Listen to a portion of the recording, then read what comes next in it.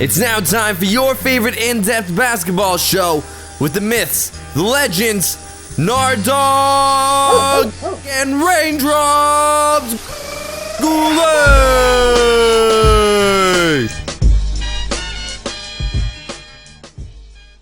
Well, the NBA season is just a few weeks away, but we do have some things to talk about before the action gets underway. Welcome to another episode of Full Court Press. Justin Raindrops Goulet, joined by the Nard Dogg, Dave Bernardi, live from Las Vegas, Nevada, Sin City. Nard Dogg, how's it going? How's life in Las Vegas? Life in Las Vegas is interesting, awesome, spectacular, and the weather right now is let's just say the best weather you get in the summer in Toronto. It's like that nice breeze and stuff, all that kind of jazz. That's pretty much like how it's been in Las Vegas for like the past couple weeks or so. I love it. Yeah, you know what, man? That sounds absolutely wonderful because, as you know, I'm in Alberta, and this past weekend, southern Alberta was hit with a crazy snowstorm. I heard. So I worked the morning shift. How did that go? So getting into work on Monday morning, it was quite the adventure. So piled into a truck with the two morning show co-hosts, and one of my coworkers, her boyfriend, actually drove us all in his truck to work. And then, funnily enough, his truck got stuck in the parkade. He got caught in the snow in the parkade at the station. And like I said, it was quite the adventure to start off the week. The weather has been crazy. It's been up and down all over the place. And it's such an interesting sight to see the mix of fall colors with, the red and yellow leaves, and then see snow on the ground. It's so interesting. I don't think I've ever actually seen this before, because even growing up in Ontario, I can't really recall a time when we had a snowstorm at the end of September going into the first week of October. Yeah, well, I hate to brag, but I'm currently looking at a palm tree. I know, it looks gorgeous out there. But you know what? It is what it is. You roll with whatever punches Mother Nature throws at you, and you don't let it stop you from living your life. It rained here a couple weeks ago, but other than that, it's been beautiful. Sounds like good times. It's fantastic. Well, let's get to it. The NBA season just a few short weeks away. Opening night is October 22nd. And let's talk about the defending NBA champion Toronto Raptors. Now, they're the champs going into this upcoming season, but you pointed out that they're not really getting the recognition that they deserve with winning the championship this past season. Can you kind of elaborate a little bit on that? Yeah, so last night I'm just watching NBA TV, and there's a segment with Dennis Scott and Sam Mitchell, and they're talking about their predictions for the Eastern Conference and Western Conference playoffs. So then I go and see Dennis Scott's teams. He's got the Nets 8th place, Bulls 7th place, Heat 6th place, Pistons 5th place, Pacers 4th place. And I'm like, what is going on here? And then I see the Celtics 3rd, Sixers 2nd, Bucks, and I'm like, what the hell am I looking at? I was dumbfounded. Like, how? Yes, they lost Kawhi Leonard, but I was telling you earlier how they're pretty much a better team when they had DeRozan and Lowry. Like, I think Siakam's going to be a lot better than DeRozan. I think the supporting cast of this Raptors team is they've improved a lot since. It doesn't make any sense. It's weird to me.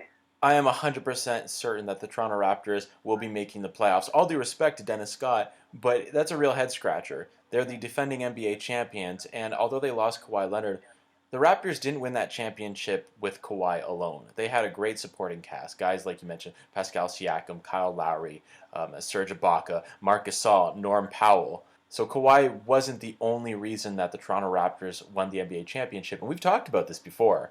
It's just the lack of respect and I might just be getting all conspiracy theory here, but it's a lack of respect for the only Canadian team in the NBA. And people that look down on them need to realize that they're NBA champions. You can try to critique the team, but at the end of the day, they still have an NBA championship under their list of accomplishments. And not every team has that. And it's even Sam Mitchell. His predictions were they were okay, but then he puts the Atlanta Hawks at 6th place. Yeah, yes, he had the Raptors at 8th place, but how are the Hawks better than the Raptors? The Raptors aren't finishing in 8th place. I could see the Raptors still finishing in the top 3 in the Eastern Conference. Yeah, to me, they're something between 3rd and 5th in the East. Yeah, exactly. I don't think they're any lower than that. I completely agree with you. I wouldn't be surprised if we see the same top 3 finish like we did last season with the Bucks, Raptors, and 76ers. And sure, the Sixers lost Jimmy Butler, but they still got Tobias Harris, they've still got Joel Embiid, they still got Ben Simmons. I don't know if they're that much better. Yes, they got Horford, they got Richardson, but they lost their best player in the playoffs in Jimmy Butler, and they lost their best shooter in JJ Redick. Well, let me ask you. And you can argue that the Bucks got worse too. Well, let me ask you this. Between the Pacers, Celtics, and 76ers last season, 76ers finished 3rd, then the Celtics and the Pacers. What team do you think is the best? And also, do you think the addition of Kyrie Irving and Kevin Durant onto the Nets roster, as well as DeAndre Jordan, do you think that's going to impact the standings? I still have the Bucks at 1, Sixers at 2, and then Pacers are going to fire it off with the Celtics for 4th, 5th seed kind of. And you're saying the Nets, but they don't have KD, and I don't think they're going to finish higher than 6th place in the East. That's fair. That is a good season. point, because Kevin Durant, of course, is coming back from injury. Even if we do get to see him next season, we don't even know that for sure. So who's to say where the Nets are going to end up? What about the Miami Heat? You mentioned Jimmy Butler, who's the best player for the 76ers in the playoffs. I don't argue that. How do you think the Heat are going to fare with the addition of Jimmy Butler and that combo of Goran Dragic and Jimmy Butler? I think Heat are a playoff team, but they're something between 7th or 8th, battling it out with something like the Pistons or Nets or something like the Heat. Yeah, I don't see them getting any higher than that. But I would watch out playing against the Heat in the playoffs because Jimmy Butler is a beast. He really did step up against the Raptors.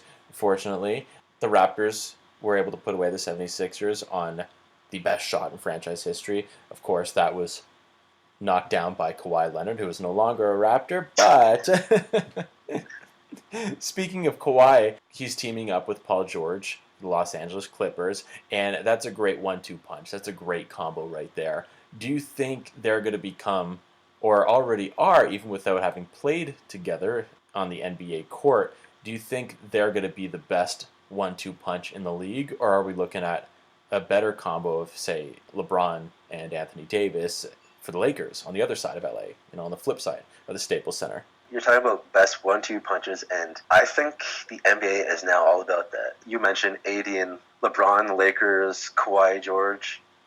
There's Harden, Westbrook, Jokic, and Murray in Denver. Joel Embiid and Simmons in the Sixers. Steph Curry, Klay Thompson, Kyrie Irving, KD. Lillard, McCollum, Doncic, and Porzingis.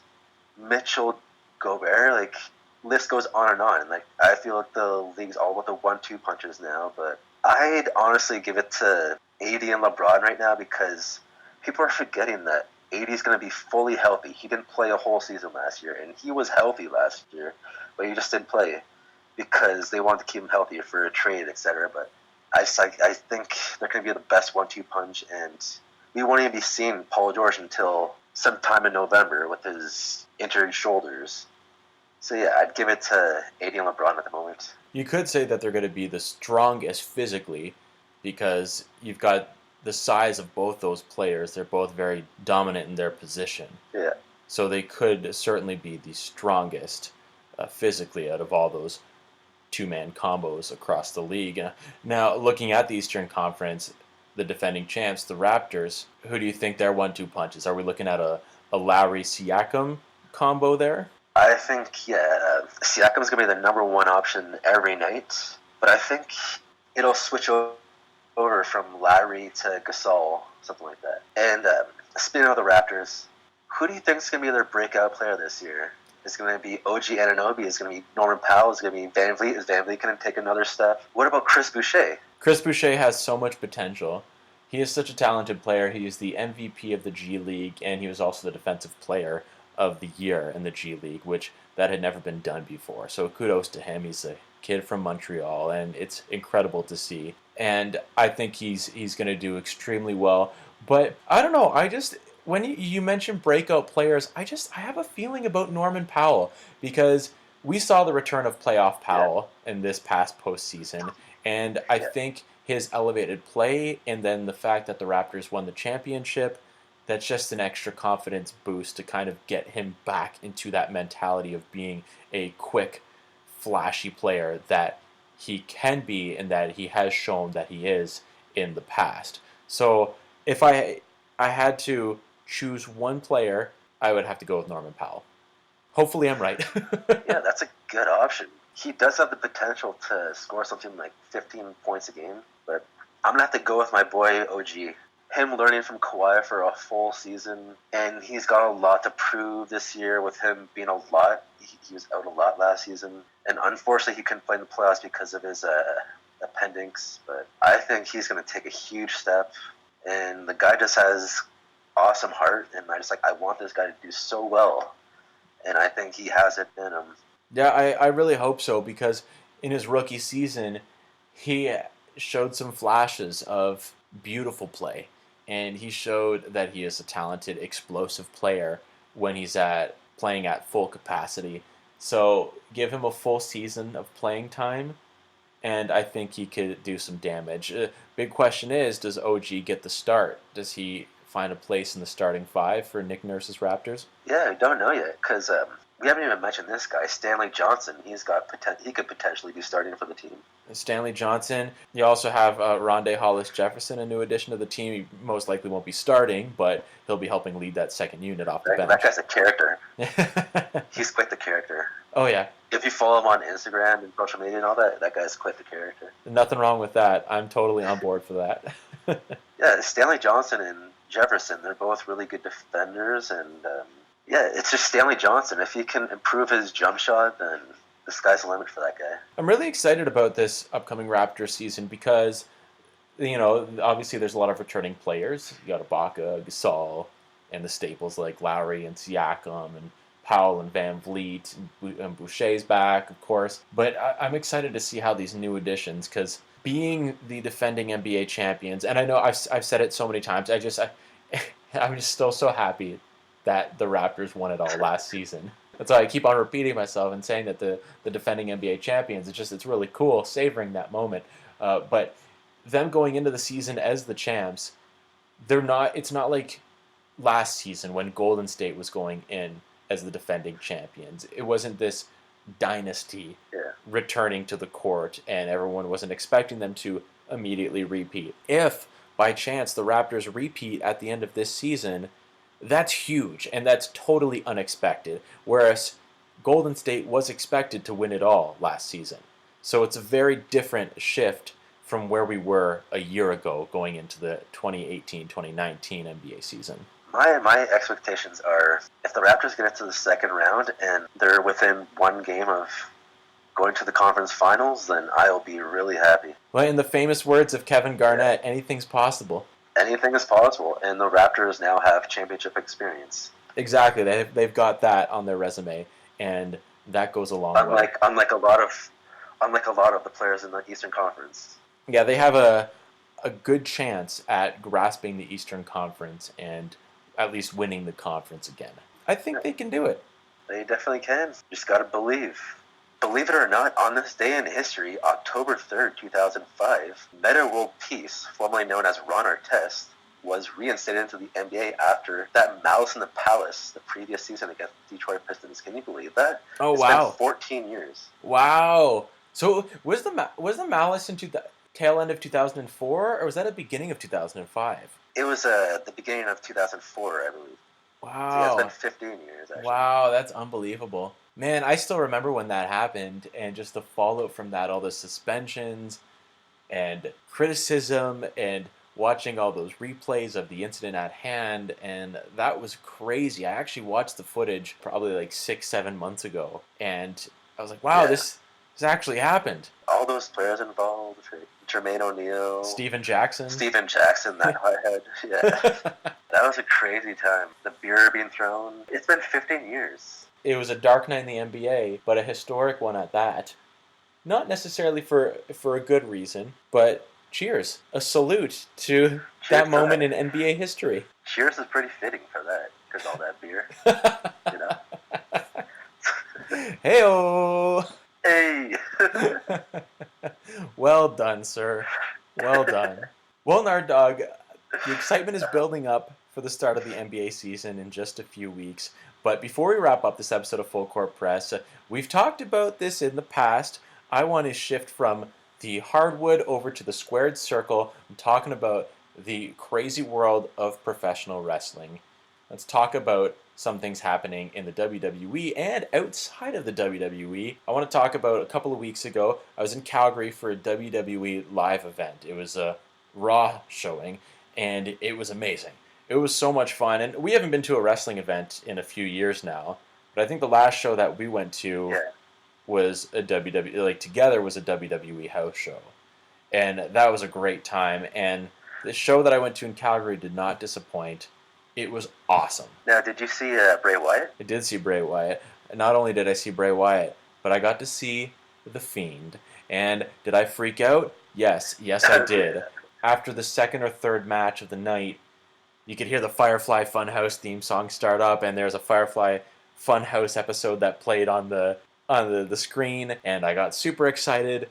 And I said to my girlfriend, I was like, oh my god, we're going to see The Fiend. We're going to see The Fiend. It's going to be amazing. Lo and behold, the main event of the night was Seth Rollins versus The Fiend, Bray Wyatt, and it was absolutely incredible. The whole show was fantastic. It is honestly, I'd say, better than the last WWE show that I went to, which was a Monday Night Raw in Toronto last summer. So this house show was better than this Raw TV taping. So that goes to show that the WWE live events are totally worth going to. Got to see Becky Lynch versus Sasha Banks. It was incredible. Such a great night. Yeah, it was awesome. It was so much fun. Back to Bray Wyatt. I just think he's probably the best thing in the WWE right now, I'd say. Oh, he is. This whole new Fiend character. Absolutely fantastic. I love it. It's like his Firefly promo things. It's like a creepy Mr. Rogers vibe. You know? Very much so. And kudos to Bray Wyatt. He has embraced this character perfectly. He plays it so well. He is the creepy children's show host as the Bray Wyatt character in that red sweater and all the toys on the set of the Firefly Funhouse. But when he comes out as the Fiend, it is so creepy, so eerie. He's kind of got that almost like Texas Chainsaw Leatherface mask on, and he does such a great job in that role. I love it. The best character in the WWE right now, no doubt. Yeah, it's pretty awesome. I heard it was all his idea, too. Oh, good for him. It gives him something new to do, something original that he can run with, and like I said, he's done such a great job. And there's a lot of crazy things happening in the WWE. This past Monday was the Raw season premiere. I'll say that again, the Raw season premiere. I don't know why WWE kept on promoting this as the season premiere of Raw. It was like September 30th. It was this like a random date. Why was this past Monday the season premiere? I didn't know that Monday Night Raw or SmackDown had seasons, because they always promote it as the longest, continuously running television show in TV history. So you would have think that for like Raw, the January 1993, I forget the exact date, but when it premiered, you think from then until now that was just one long continuous season. But apparently not. Apparently the season premiere of Monday Night Raw was this past Monday. Personally, I think you had mentioned this, and another one of my friends had mentioned this. The season premiere of Raw and SmackDown should be the first episodes after WrestleMania. And I think that would be perfect, because you've got that great bookend from WrestleMania to the next WrestleMania. That's a season right there. You've got those perfect bookends. I think that would be a smart way to go about it. That was the Super Bowl to WrestleMania, and then it's the next Raw. That's the new season. Exactly. That's usually where they debut all these NXT wrestlers. So I don't know why that's not the season premiere. Yeah, it's a little bit of a head scratcher. It's very confusing, but a lot of the things that the WWE does is confusing. So that's just the way it is. Also, I want to point out that I'm sick of Brock Lesnar, and unfortunately, I'm very sure that Brock Lesnar is going to defeat Kofi Kingston on the season premiere of SmackDown for the WWE Championship. It's going to be very upsetting, but if Kofi wins, my mind's going to be kind of blown, but I'm fairly certain that they're going to put the belt on Brock Lesnar. But personally, I just kind of want Brock Lesnar to leave the WWE. Has he ever been SmackDown champion? Well, yeah, because the I don't think SmackDown so. title that Kofi has is technically the WWE Championship. So I think Brock's held it, the WWE Championship, like 3 or 4 times. Yes, I don't remember him ever being on SmackDown though. Like a regular, he's always on Raw, you know. Yeah, that's in the past few years he's been on Raw, but back in the early 2000s when he was feuding with The Undertaker, kind of like the original Paul Heyman era of SmackDown, that's when Brock was introduced and really kind of built his brand on SmackDown. But those are just some of my thoughts. I wanted to throw them out there. And there's also been rumors about CM Punk returning. Oh, man. You hear about this? If CM Punk actually returns to the WWE... Not in a wrestling capacity, more so like a backstage, like a host kind of a thing. Okay. I'd be okay with it. As long as you give CM Punk a microphone, that's extremely satisfying as a viewer. Because he is one of the best mic workers of all time. Yeah, Triple H was rumored to have, he wants to put everything behind them and just start off new again or something like that. And yeah, if CM Punk came back to the WWE, like, his music hit on that Jumbotron, he's like walking the ring, it would probably be one of the biggest pops ever. No doubt about that. We talk about starting new and starting fresh. I do want to, before we wrap things up, talk about wrestling. I do want to talk about AEW, All Elite Wrestling, the newest wrestling promotion on the map. This week they had their first televised episode of AEW Dynamite Wednesday nights, and I haven't watched all the way through, but you had mentioned you've seen the entire episode. I've only seen the first match, Sammy Guevara versus Cody Rhodes, of course, and it was awesome. But what are your thoughts? That was an awesome match. It's awesome to see Jim Ross again, and Tony Schiavone, who was on WCW back in the day. It's pretty cool to see them together doing the broadcast. There's something like the wrestling in the AEW is just so well done. Every single match is just 10 out of 10, I feel. Yeah, you look at the creative forces behind it. It's the Young Bucks, Nick and Matt Jackson, Cody Rhodes, Kenny Omega. Oh my god. Like, a hell of a crew. And then they had this team called the Lucha Brothers. They were really good. Obviously, they're luchas. Even the women's championship match, Rio against Nyla Rose, that was a really good match. Pretty shocking ending. Like, I didn't see Rio winning. And then there's Chris Jericho, Santana, and Ortiz versus Kenny Omega and the Young Bucks. And I gotta tell you, watching the Young Bucks, it's like you get chills watching this team. Super kick party. The moves they pull off are just wild. And they're really nice guys, too. I met them at a Smash Wrestling show back in 2014. Very nice people. I see a very bright future for All Elite Wrestling, and I think it's fantastic what that team has put together. And I also want to point out that the fact that they have women referees, I think that is fantastic. Yeah, that female referee, she actually refereed the very first match, so that was pretty cool. They're doing something modern, and they're changing things up from what the WWE is doing. I think they're going to be a success. I think they're going to make it. And they even they introduced a new wrestler at the very end. You'll know him as Jack Swagger. Oh, nice. The crowd was chanting, "We the people." Oh my gosh. It was awesome. We the people. Remember, it's Jack Swagger, Antonio Cesaro, and Zeb Coulter was their manager. Zeb Coulter, what a guy. Classic throwback. Lots of exciting things happening in the world of wrestling, and lots of exciting things about to go down in the world of basketball with the NBA season just right around the corner. I can't wait. Just 3 weeks away. I know. We're so close. We're almost there. And this could be a really good season because I think it's wide open. Yeah, it's anybody's ball game. Well, that's going to wrap up this episode of Full Court Press. Thanks so much for tuning in. If you want to keep the discussion going, you can follow me on Twitter at JustinGoulet21. Nard Dogg, where are you at? You can find me on the Twitter at DavidBernardi7. Right on. Well, thanks for joining me, Nard Dogg. Always a pleasure. And thank you again so much for listening to Full Court Press. Make sure to subscribe on YouTube and check out and like our Facebook page. I'm Justin Raindrops Goulet. And I'm the Nard Dogg, David Bernardi. And we'll catch you next time.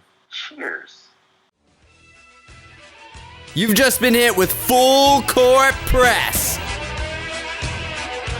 Courtesy of the men, the myths, the legends, Nard Dogg and Raindrops.